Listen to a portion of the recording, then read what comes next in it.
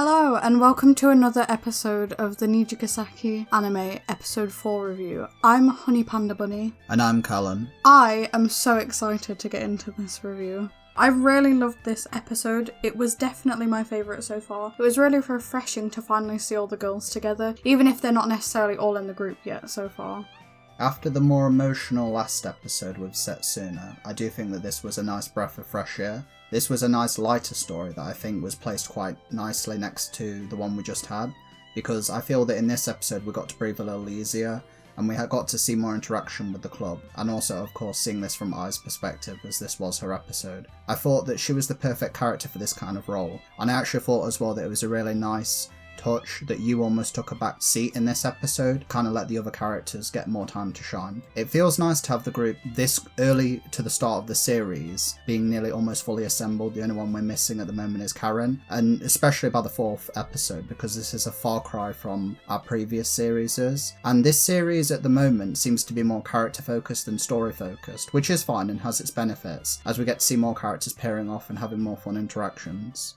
So, it was really interesting being able to see Ai and both Rina be inspired by Setsuna here right at the very beginning. It not only with that, but it also explores like how close her relationship is with Rina, because right at the beginning, when they've watched this performance from Setsuna, they also confide in each other about their interest in being school idols. So it's nice seeing that almost reflect the Yu and Ayumu situation. Yes. But they're instantly in it together, and it was really nice to see. It was very quick. It was literally pretty much from the start of the episode, they were already meeting up with the club and pretty much already putting their names in the hat for joining. I do think that because we didn't see anything much from Rina's perspective, it did feel a little bit rushed that she was also joining, but I suppose you can also go along that she's being brought in with Ai, so that kind of helps, but it did feel maybe a little bit out of place. I think it could have also felt a little bit out of place because obviously Rina's reactions aren't as expressive as everyone else's, so it could come off as well as being a little bit awkward for her. Well, in the episode we get to see why Ai is interested in being the school idol, but we don't really get to see it from Rina's perspective, but I'm sure it'll get smoothed out when we get to her episode. Yeah. After that, we get straight into the club activities, which I thought were really nice. Yeah, I mean, it was really nice to see them also passionately talking instead of arguing this time. So something I was actually afraid of is that with this episode, I knew it wasn't going to be this episode, but when I was worried that they were all going to come together and try and figure out what kind of group they want to be, there was going to be a whole episode of them arguing and realising, oh, even with more members, we still can't figure out what we want to be. So it was really nice that we figured that out straight away. This is the advantage of having the club nearly assembled, is we get to see all the characters kind of bounce off each other in that scene, which I thought was really nice. Rina and Ai, sort of the outsiders, where they're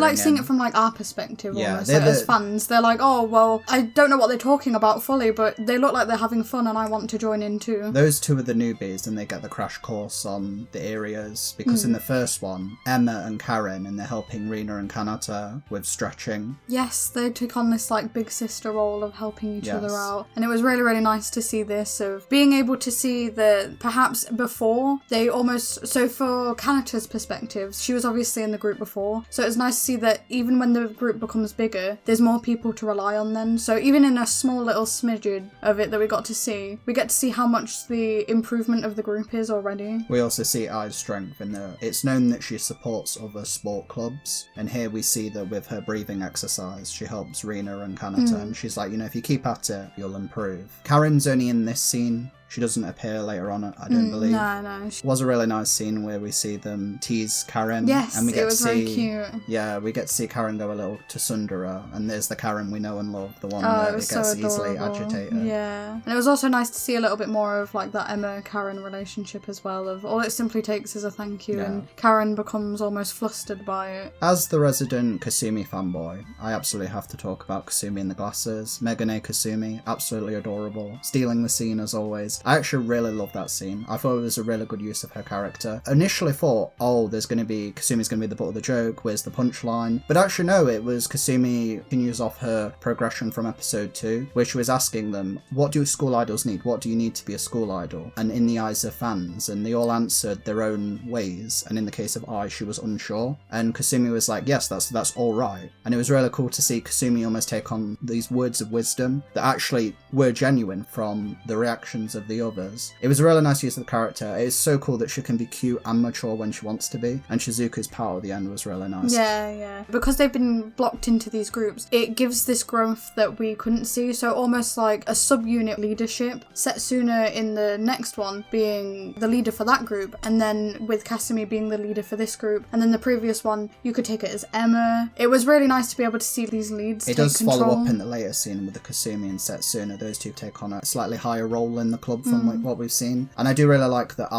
seemingly she doesn't really have the answer for what you need to be a school idol, but at the end of the episode she goes She comes to her own answer. So Kasumi Sensei does it again. I thought the singing scene was really nice as well. We got to see a bit more of nerdy Setsuna rocking out with her absolute love of anime. It was really, lovely. She's very passionate. Yeah, it was lovely to see her with Rina and get so excited. As someone who does like overanalyzing anime and loves talking about it, I did very much sympathise with her where she was trying to like spread her love about, in this episode this happens, and it was really nice. And Ayumu as well being embarrassed again. Yeah, with the Ayubon. Oh, it was so cute. And we start as well, giving everyone nicknames. Yu, Ayupun, I wonder, but she wasn't with Kasumi, so she couldn't... But in the phone, on her name, she's put Kasumi as Kasukasu. So there you go, it continues Kasukasu. Yeah, Kasumindas. It was a really good scene. I really enjoyed it. It was great to see the relationships between them are already really like firm. So for example, Yumu's coming away from singing and the first thing she says is, that was terrible, but they're all saying, you did really well, and Setsuna's first thing is, you did really well, next time we'll work on relaxing more. So they're giving advice and it really does feel they're building up each other. I do really like any training scenes we get in Love Live. It's always nice to see them working towards their goals. Going back to Setsuna, this is the Setsuna that is from the games. She's let loose, getting to see the true character that we do actually know. She's no longer hiding it, she's unleashed. Something I actually really enjoyed about this is that they're going into more of not just the physical training to be an idol, they're going through the singing this time. What do we want to work on? What is an idol? And they're asking these questions and how they can improve and be their best self. So we get to that scene with Ai talking about the group and them slowly approaching the idea, and we see Kasumi and Setsuna talking about the idea of where they're going forward, and in a way how this series differentiates from the previous two in the idea that they want to do solo performances. And a lot of them are unsure. They're worried about, stepping on their own onto stage, not having the others to support them. And this gets introduced, and Ai, as someone who has spent a lot of her time supporting others, is unsure. She's not quite sure how to answer this conundrum. She's usually, with sports, there's rules that you can follow, but this is uncharted, as the episode's called, the Uncharted Path. I said earlier, I thought it was going to be a whole episode where they were having this argument, but I'm really glad it got settled straight away. Setsuna and Kasumi were reconciling with what's happened previously. I do wish the scene was maybe a little bit longer, as I do actually really like their rampart together, and I do like this idea that they're kind of the upper management trying to figure everything out for the other members of the club. And I would have actually maybe addressing some of episode 2 and 3. I think it's like an unspoken thing where they can both see the effort that they're each putting in, and that's all that they need, because they've clearly been friends before with the idol group, so they must understand some of the social cues. The scene was really good. I really like the lighting in that scene, really strong scene. But even with and it was really nice to see them all questioning it, almost having this doubt. We never usually really see this doubt. It's usually as a group doubt, but now coming to the conclusion of this is all us and this is only us, but this is something good because we can offer something that none of the others can. Also, Kanata sleeping on Emma. Very cute. Very, very cute. So leading into the conclusion of the episode, I actually really, probably my favourite scene of the episode actually was, I love the scene of Ai getting up early and deciding to go for like a walk, in this case a run through Odaiba. It was really nice. There was not a lot of dialogue, but we get to see a bit more of Odaiba. When you're trying to figure out a problem or a solution, it's always nice to go for a run to clear your head. So I thought that scene was actually really cool. It was just seeing her run, going through the city, I thought it was very beautiful. There was some really nice shots. It also gets off her athletic side, as we've also seen, because she runs straight from her house and she's running non-stop. Even when she's at the traffic light, she's going up and down. So it was really nice to see even just a bit of character there as well. It's nice to have quiet scenes, and the music in that scene was really nice as well. So we come to the big scene with her and Emma, and I thought this was actually a really good scene. And I actually really like that they picked Emma as the character to have this conversation with Ai, because her taking on this bigger role, I think, will serve as preparation for next week. Emma's episode is going to happen. I almost felt like it was preparing for that, like a preview almost. I also really like that it was Emma that was helping I at the end and not you, because it alleviates some of my issues from last week that Yu's going to solve all the problems. I also really like I and Yu's dynamic. They're not super close like a Yumu, Kasumi, Setsuna. I actually really like that their relationship it's not as close, brotherly quality to it almost. Like they share similar interests. They're not best friends, acquaintances. But it's like with I, she's supposed to be a person that draws people to her. That doesn't always mean that everyone's going to be her best friend. I and Emma's interaction, it's two characters that I wouldn't really think of putting them in a place together, but it was lovely to see that, and it's almost, I's always the one helping people. Sometimes you need support too. And with Emma being this big sister, it almost felt like it fit perfectly, having this sisterly nature, and even in passing trying to cheer I up by accidentally making a pun. It feels so sisterly to me that it just works so well. That was interesting as well, Emma serving as the origin of I's punny nature. Yes, it was great. It was fun, wonderful to see, and it's nice to see language joke here too as well. So interesting enough, I's big sister type figure in the game, Misato, didn't appear in this episode. Not a major concern, just for. But her grandmother did. Well, we didn't see her, but she she was mentioned. Yeah. So I decides that as long as they are having fun, that's the conclusion she comes to. Which is no great revelation, but for I it fits as her character. That they can go down this solo path together because they will not be on the stage alone. And then she runs.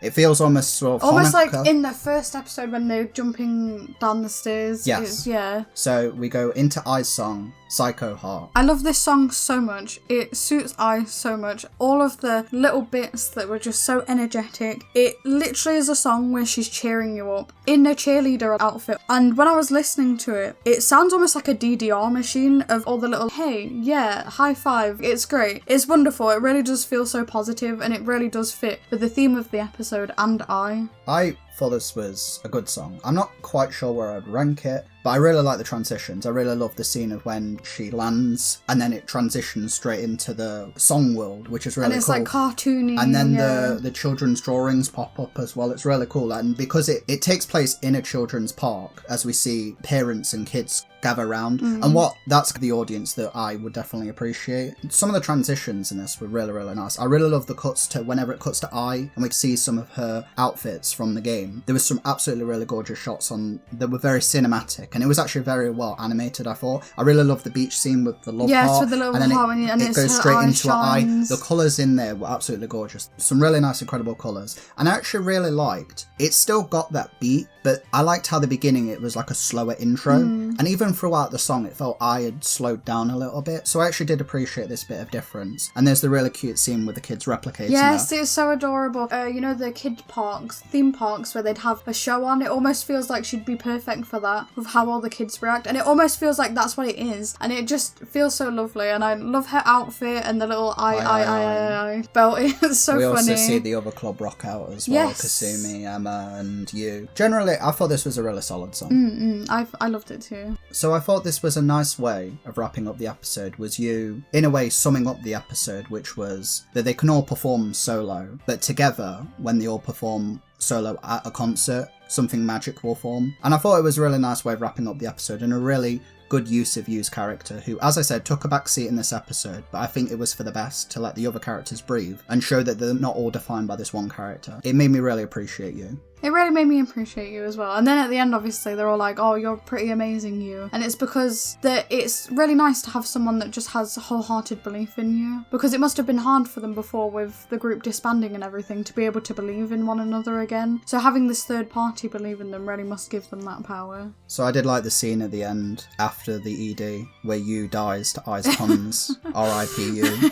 It was really, really funny. And I really loved I's puns as well. And then we get to see a bit more of Ayumu's growth with you as well, because she mentions, oh, she's always had this like kindergarten humour. Yeah. Literally sums up what Emma was saying, where she's like, oh, I'm so glad that you joined I, because you're cheering, you bring such positivity. And it was mentally 5 years old. Yeah, and it was great to see the group have this positivity around them. And then obviously we cut to Emma, and she's happy, but then she stares distantly out the window, and it really makes me interested to see what's going to happen next. Yes, I'm very interested in seeing Emma's story, what they will do there for because there's so much to her. Is it going to be about her being homesick, her family? It might also delve into her relationship with Karen. Yeah, exactly. Possibly. Karen, her trip to being a school idol. So thank you very much for watching. I am definitely happy that you took the time to. Thank you. Thank you. Bye. Goodbye.